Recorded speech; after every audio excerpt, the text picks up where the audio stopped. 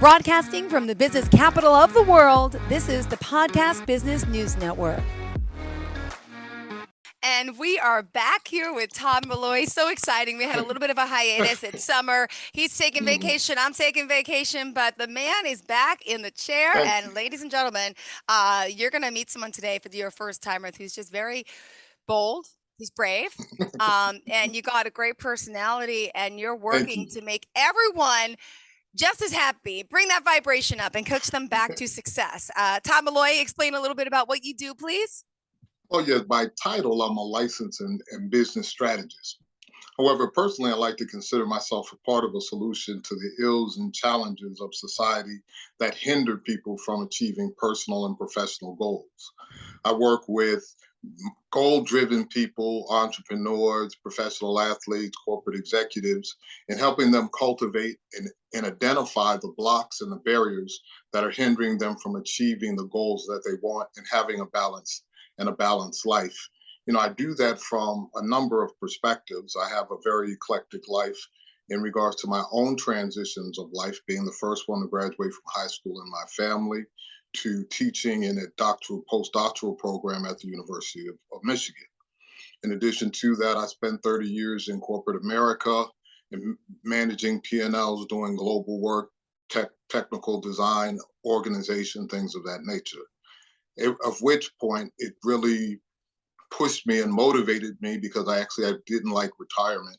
So I went back to school, got graduate degrees, became a licensed therapist, certified sex therapist, a certified sexuality educator, all coming together to make the best offering possible to those that I work with to achieve goals and live a life worth celebrating.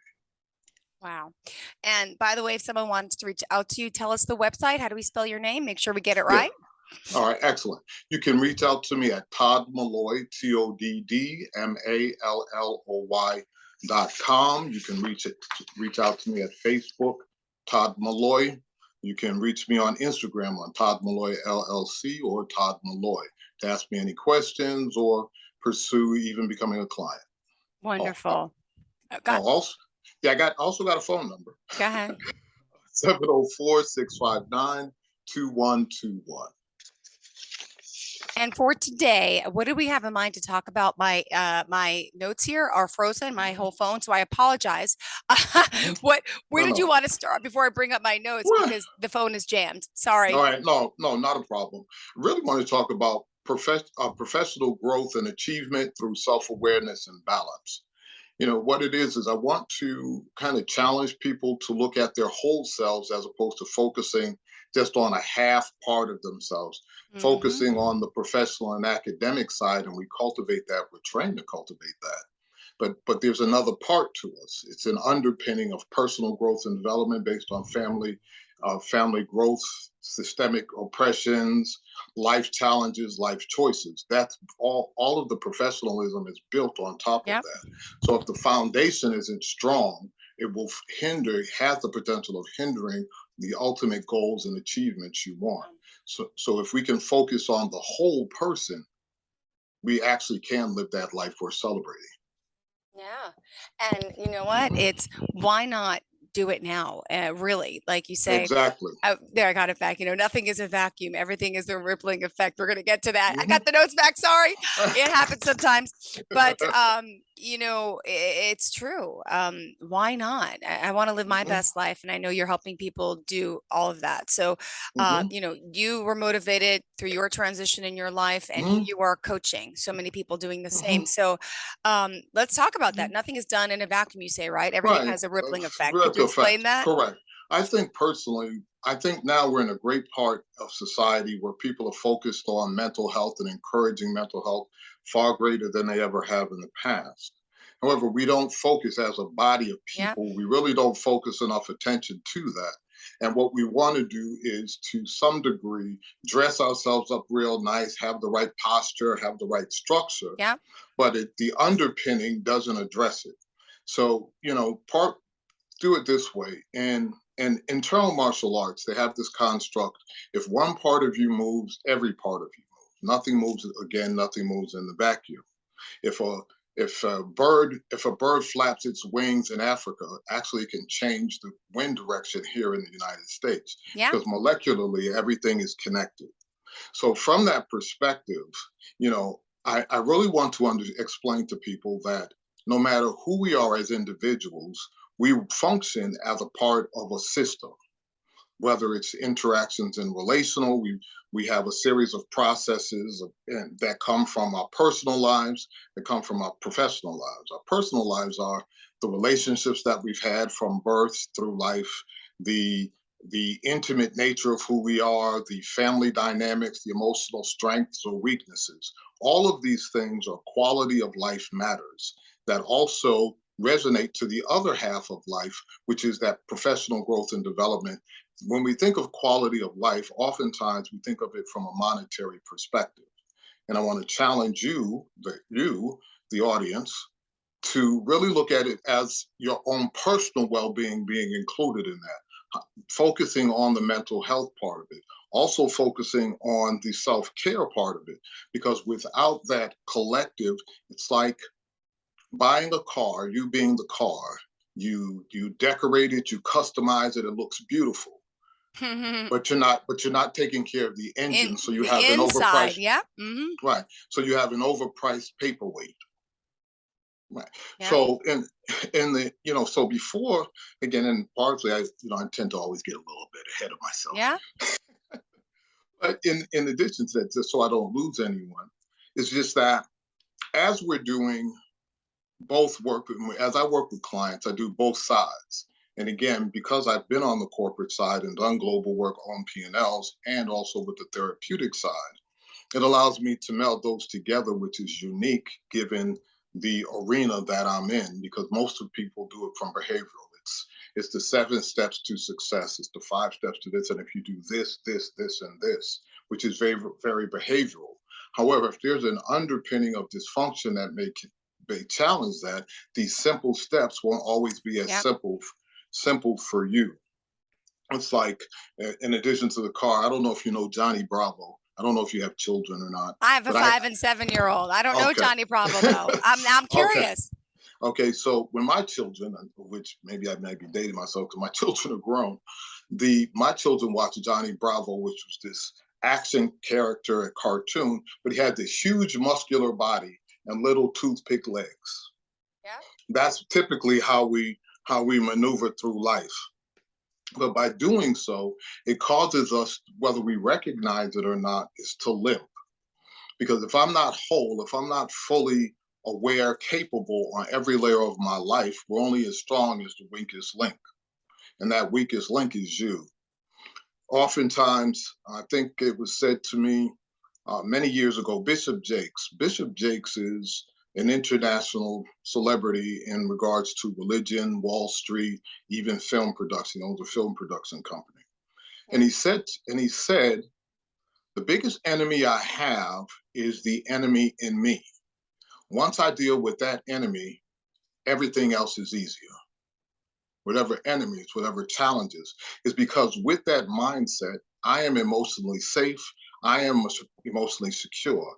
I am aware of my strengths. I am aware of my challenges. I have, in doing so, facilitates me developing my coping mechanisms, strategies, things of that nature to compensate for any challenges that I have.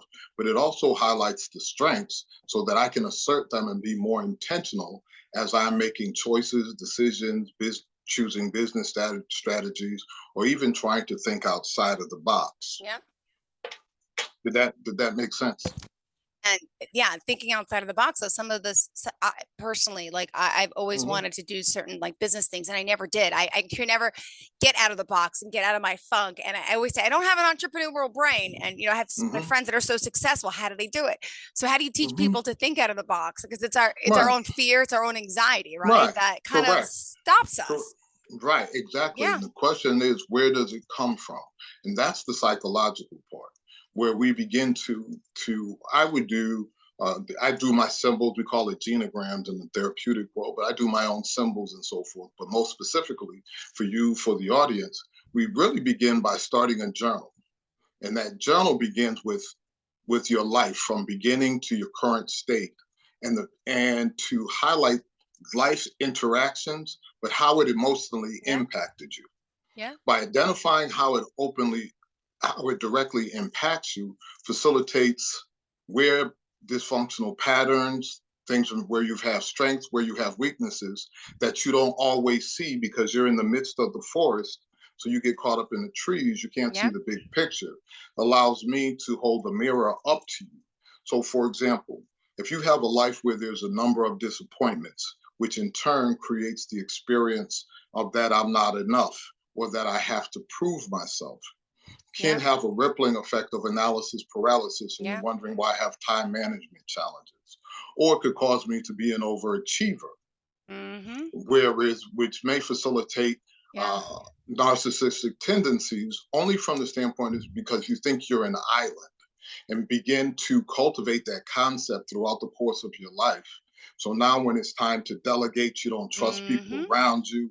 And what you do, and what most of us typically do, is assess people based on our work ethic, our characters, our behavior. And if they don't match, we have a tendency to think, what's wrong with them? They're just not working hard enough. They're not doing those things, as opposed to looking at your drive, your motivation may partially come from a dysfunction that's not realistic or True. appropriate to put on to another person. We have to recognize that everybody is unique. You know, when we talk about in business, people talk about imposter syndromes. People talk about conflict resolution and are afraid to enter conflict. These things are all stemming from your family of origin. So Mm-hmm. by doing the journaling, really being honest with yourself, too often times we're looking to hear a bell, a whistle, or be given something. But actually, I'm challenging everyone is to begin to look inside of yourself. Don't be afraid of Don't you. be afraid. Mm-hmm. Look inside of you and really be honest with the positives and the challenges, and begin to see how they're impacting you to hinder your ability to grow, step outside of your box, and things of that nature. Ooh. For example, I'm working with a gentleman now, and it's very interesting. He's a new executive, new high level executive. He's running a facility in Georgia, and he was brought in to implement new processes and procedures. As a result of the new processes and procedures that he's implemented, their output, their throughput is off the charts. And however, like business politics, nothing done in a vacuum. Here it is now. He's shining. However, the other facilities around the country are like, hey, he's working Hey. his people like a Hebrew slave because the throughput is off the charts. We can't even sell it that fast. Oh, yeah. He got challenged by senior management and said, hey, there's a scuttlebutt. And as opposed to speaking that, hey, what I'm doing is implementing new processes and procedures. These Mm-hmm. processes and procedures are to streamline our productivity and profitability. Yep. This is also demonstrating how we may have the potential with these new changes to do staff reduction, increase profit margins, and continue to build. But because his background of well, from a therapeutic perspective, we call it emotional neglect and trauma, which basically means people that emotional needs weren't met, their sense of security, their sense of safety, and so forth, that they required to allow them to be secure, wasn't properly put in place as a youth. So he stumbled, he stammered, and now he's anxious, thinking he's going to be fired, as opposed to just using his voice. So, in Mm-hmm. the midst of working with him and sharing with him how he's conflict avoidant as a result of family of origin principles, identifying the root, not the symptom, and putting in the corrective coping measures, building his self security, sense of emotional security and self value and worth, and doing role play with such situations from the professional realm, and enhances his ability to be relaxed, enhances his ability to be a very effective communicator, and not allow his emotions to control him, but for him to control his own emotions, allowing him to be successful, presenting his information correctly, and receiving the proper kudos. Yep. Just because someone challenges you doesn't mean they're saying you're wrong. Just because someone's challenging you doesn't mean that you're not enough. Someone challenging you really just wants to know what your truth, what your thoughts are. Yeah. But how often, who tells you it's okay to affirm yourself? It's okay, your truth is okay. Or too often times we're waiting for someone else to tell us that we're okay, that we're right before we're confident about it. Mm-hmm. Why do I have to get that validation from someone else, and why can't I get it from within? So true. You know, when I think about how I was reared and the varying transitions that I've gone through, my background told me, and the message was, you're not enough and you have to Mm-hmm. consistently prove yourself. No different than two parents that aren't available for the children. Oh, it's Children, and you can have a family of five, but each of the children grow up feeling that they had to do it by themselves. yep. So subsequently, that creates its own dysfunction. For me personally, I'm not enough. I'm this, I'm that, I'm that, which Yeah. put me in a position of I have to prove myself.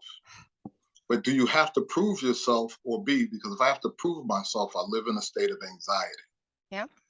That anxiety trips me up, hinders my ability to be effective communicator, hinders my ability to stand before an audience and present. Mm-hmm.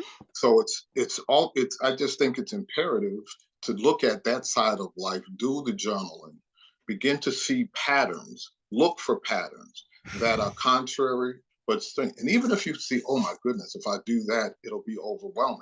Yep. No, but in that, no matter how bad the hurts, the pains, the shames, and I typically tell my client, no matter how their story is, wow, that's a story of success.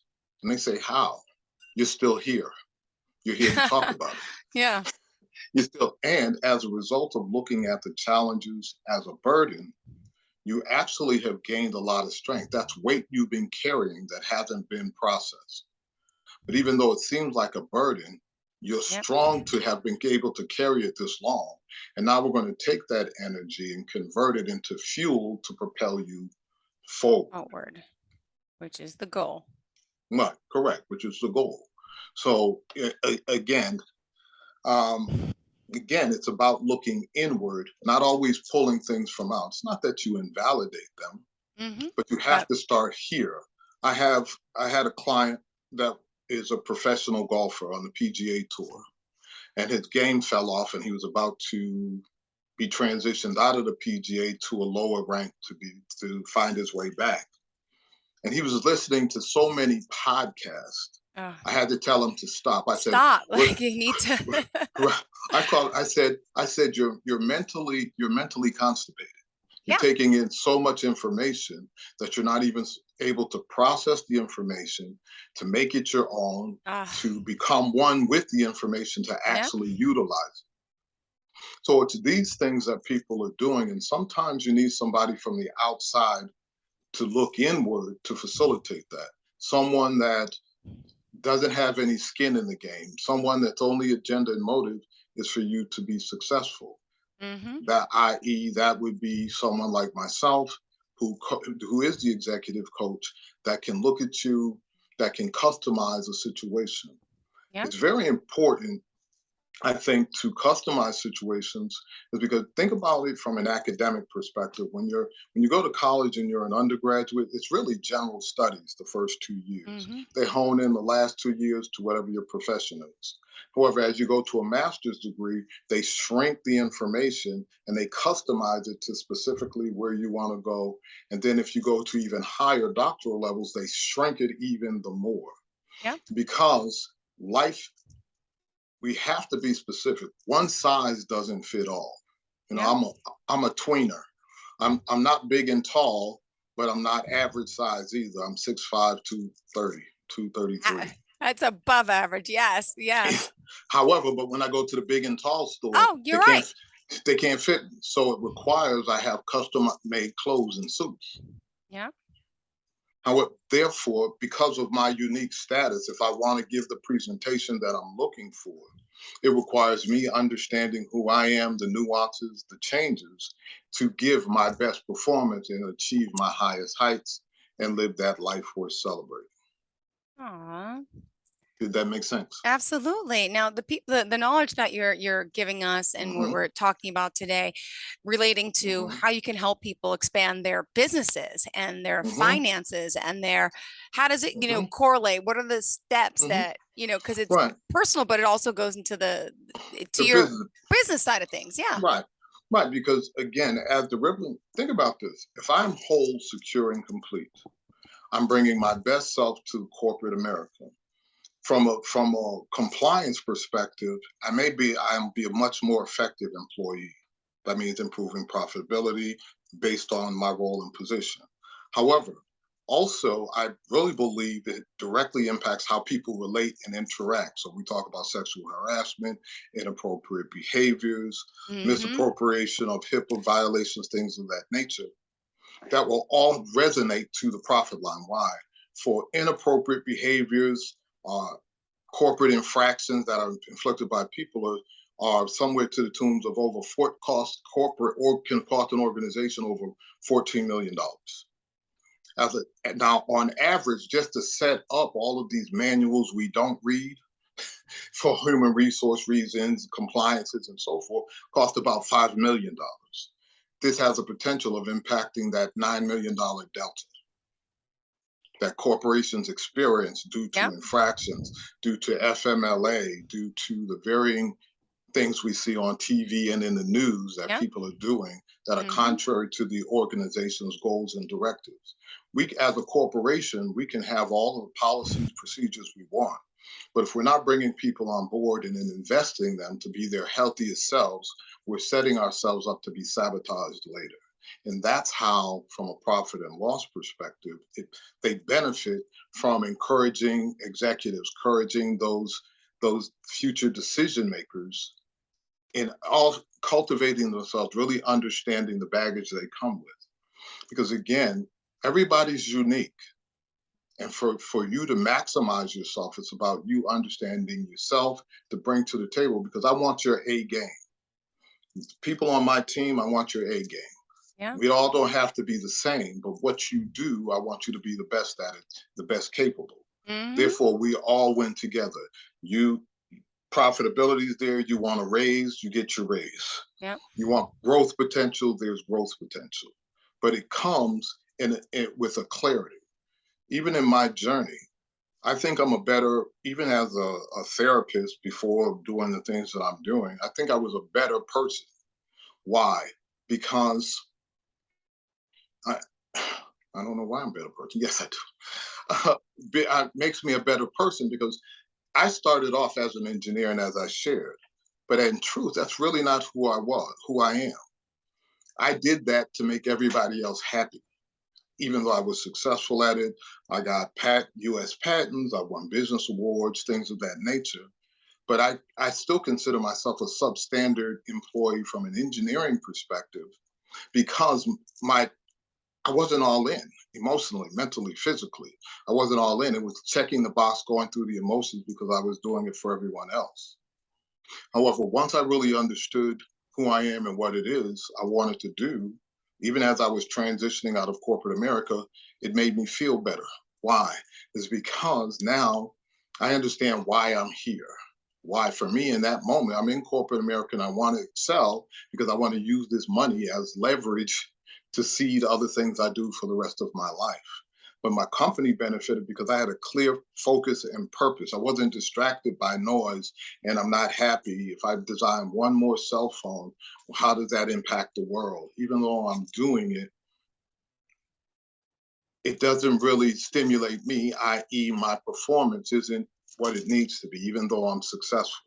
As opposed to now, where I've spoken around the world, and truth be told, I've even doing the things I've done, I've probably quadrupled my salary as a result of being truthful with who I am and Mm-hmm. positioning myself based on who I am, how I've been designed by life, and utilizing those tools and resources as an offering of the world to allow them to live a life worth celebrating. Wow. And you could be that too. It could happen to you. You need to put the Exactly. mindset, Correct. the work into it. Correct. correct. And Think about this. When even, and I'm not going to talk about you, but I'm gonna pick on you. you can. So, but I'm talking about your friends. But I'm sure you know people that are fairly successful but still not happy. And they're talking about if this person could do something, if the company would do this, if this would happen. Why are we looking outwardly? Why are you afraid of you? Always blaming What? the other person. Yeah. hmm You know, and even though I did mention the layers of personal life and we talk about sexuality, and I mentioned sexuality, it's a quality of life issue. However, people are taught, hey, your private part, I have to explain to people your private parts aren't supposed to be private to you. You should have a self awareness to be able to position yourself in any position, and I'm talking globally, any position that best suits who you are. For example, I don't like loud yelling environments. Even though I was in manufacturing, a lot of noise, a lot of confusion, a lot of whatever. Mm-hmm. However, however, I survived that environment. But now by transitioning, doing the things I do, the yelling and Yeah. screaming, the You're like, yelling and screaming at employees and others, and having to sleep at work and work at work 24 hours to make sure things got out on time. I'm doing it to feed my family, but it's not really doing much for me. mm-hmm. Then I come home cantankerous. Work life balance is a challenge. By understanding your inner workings and understanding how the corporate life fits that, I believe that will facilitate that work life balance. Remember, I've spent the time in corporate America being in upper level management with a wife and 4 kids. Uh, And having to work some 70 hours a week. And then when you work, for example, I worked at GE for a period of time, and I had a phone with me, pages and all this. That meant I did international work. I was on 24 hours a day. So even when I went home, I had the regular 8 to 5. You may go home at 5 to put the kids to bed, eat dinner, but then you put them to bed, you stay up, and you're sending emails at 4 o'clock in the morning, and somebody responds back to you. yeah. That was the demand.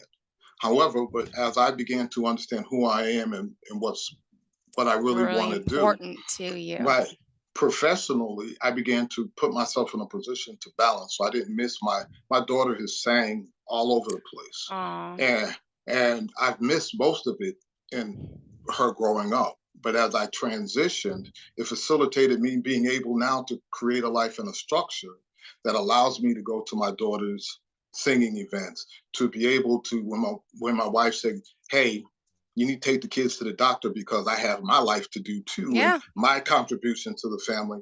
It gets structured where now it creates an environment for better work-life balance. Aw. Mm. That's beautifully put. And there's different times in our lives where we go through transitions where, yeah, work, work, Right. work used to be important to me too. And then when you have a family and the people that don't have a family hmm at the office don't understand that. And then all of a sudden hmm it may hit them or it may not, but it's, Well, but it tends to hit you, and it hit me when my oldest was in high school. I said, "Oh my God, I'm an empty nester, and when he goes to college, I haven't invested like I wanted to. He may not even want to call me. Like most kids, when athletes or people that achieve success, they say, 'Hey, mom.' How many of them say, 'Hi, dad?'" good point. There's some out there, but yeah, you're Right, right. Yeah, right. yeah. But it's about cultivating intimate relationships. However, because we look at working as creating the quality of life. Hey, the conflict is I work to provide a quality of life for my family. That's how I show I love my family. Yeah. However, it's not just that part of you. They're not just looking for you to be an ATM machine. They're actually looking to be in relationship with you. And the happier you are in having a safe place to go home to, where you can be comfortable, where you can be free, where it's minimal conflict, Mm-hmm. has the direct rippling effect of the quality of work you need. For example, you have a 5 and a 7-year-old. And let's say when school starts the next few weeks, now when you get into the office, it's easy during the summer because you don't have to herd the cats to get them off to school. Yeah, yes, and it's harder in the summer though, I think, but because Right, then but I know what you mean. The schedule, the right, routine's gonna come back. right. But then the schedule routine goes back. But children don't always move as fast as you do. Mm-mm. So now you're 15, 20 minutes late. Now you show up to work behind the 8 ball with a personality that's different than the one I'm experiencing now. Now You see how that worked, the rippling effect. Oh, yeah. As we have cantankerous executives, how does that impact our employee retention? Mm-hmm. And again, from my perspective and my approach, it starts from within, not just putting in policies and procedures. It's truly investing in the employee, in yourself, such that no matter what arena you're in, you can thrive. Awesome. Todd, thank you so much. Mhm. Beautifully said. You're Thank you. on point today. Wow. How do we reach out to you if we want to hire you, talk to you? Tell us all the details. Excellent. You can reach out to me at toddmalloy.com. That's Todd, Todd, Malloy, Malloy.com. I can be reached at 704-659-2121. You can reach out to Todd Malloy at Facebook, Todd Malloy on Instagram. Feel free, Todd Malloy on LinkedIn, or you can send an email to info@toddmalloy.com. Perfect. Thank you so much, Todd. Pleasure having you here as always. And you're on a roll. We all need a little break. That's another thing that not everybody takes. I think the older we get, we realize, why aren't we taking that darn break? You need to. A little mind reset in a sense. All right, Todd, thank you again for being here. We appreciate you spending the time with us. And really, guys, tune in, toddmalloyagain.com. Go to the website, reach out, tell them we sent you. And we'll talk soon. No, thank you. Have a great day. To all of our listeners, we appreciate you too. Bye. Are you looking for even more of the podcasts and hosts that you love? The Podcast Business News Network is proud to announce that you now have even more ways to listen live. Check out the MyTuner Radio, online radio box, and Simple Radio apps on iOS and Android, or find us online. Search for Business News Network on mytuner-radio.com, or search Podcast Business News Network on streama.com and onlineradiobox.com/US. Take your podcast on the go and don't miss a minute of the action.